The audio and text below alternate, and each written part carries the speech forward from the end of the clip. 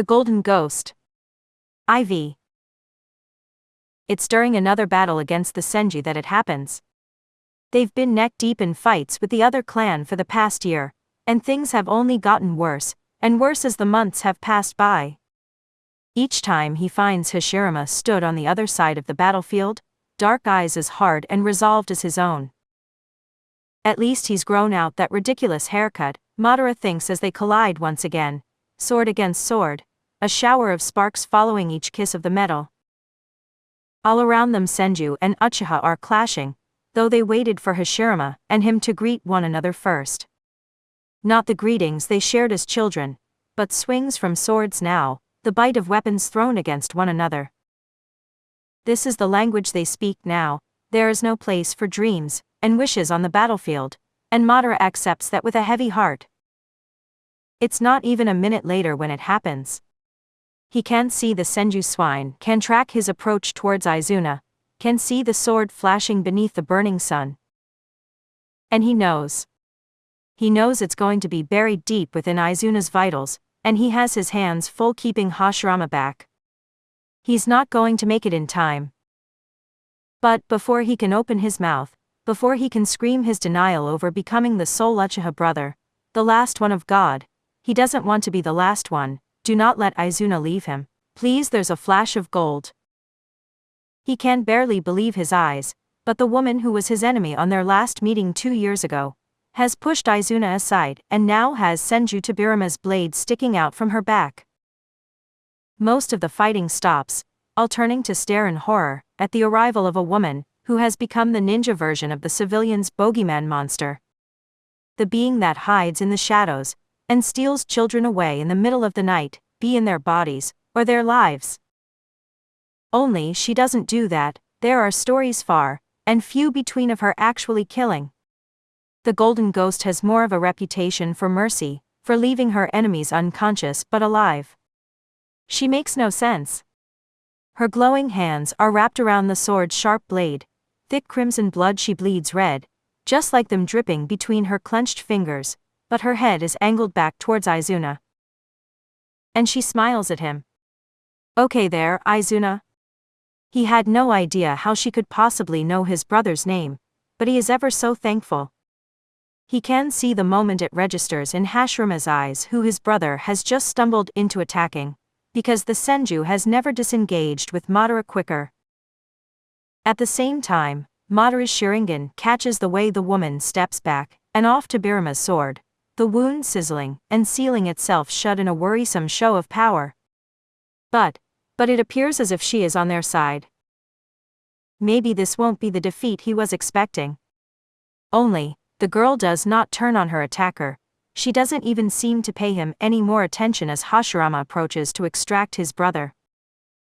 Clearly the Senju heir is prepared for violence, because he seems as shocked as all those around him when the Golden Ghost just steps aside, the chakra for which she is named fizzling out of existence, like a damp sparkler. Instead she's just the young woman he met at a bar, her blonde hair long now, falling down her shoulders in a mockery of both his own and Hashirama's style. The whisker-like scars that remain on her cheeks seem to stump the people around them, almost as much as the fact that the Golden Ghost is certainly a woman. He told his father, he told the rest of the clan, but apparently they had never bothered to believe him. Women were the last line of defense in traditional clans. They were the shield between the babies and the enemy. No clan he could think of off the top of his head would ever train a woman for combat. Never mind frontline combat, like what the blonde seems to specialize in. Amongst all the dark heads of hair, the browns and black, and the grays and whites of the two clans, her blonde hair is like a beacon of difference. Startling and completely impractical for a ninja. She should dye it. Any other reasonable person would. Hashirama, she speaks slowly, much like she did to him the last time they met, and Madara watches as his once friend and now rival tenses, looking over at the woman with clear caution in his eyes. Madara knows that look. No doubt he wore that look the last time he faced down the woman. It was the look of a ninja who knew they were beat. Who knew they couldn't win this fight, not on their own. The golden ghost cut a terrible figure across the lands, frightening. Her skills as one of them were fearful enough, but the very fact she housed the greatest weapon of all, that was what truly had them all quaking before her. Yet, she has never turned the fox upon anyone, not that he had heard at least. And there would be stories if such a thing happened. Remember what I said to you. Something crosses Hashirama's face, a look that seems to suggest he's disappointed. Not in what has happened, not in the fact this woman stands across from him with hard, sad eyes. But more like he was disappointed with himself. Of course, Hashirama murmured, throwing his brother's arm up and over his armored shoulders, despite the white-haired man's protests. So Hashirama has met with her before too. Anger curls about within his gut, though it had been stupid to assume it was only ever him she'd spoken to. They went months, years, between meetings. The girl off, doing whatever it was she spent her time on. Of course she'd ran into Hashirama before. He was so high profile, the heir of the Senju clan, that it was probably unavoidable for her. But like him, Hashirama has faced defeat in the girl. And like him, he'd been spared by her too. Had she also not quite kissed him? Madara doesn't think so. He doesn't look at the woman the way he does. Hashirama looks at her with the same sad eyes he'd once looked at Madara with, when they'd blocked a kill shot at their brothers and parted ways over a river. Not a second later, Hashirama is calling for the Senju to retreat, and Madara catches the man's father glaring holes in his heir's head. "You fight with us?" Izuna asks quietly, cautiously.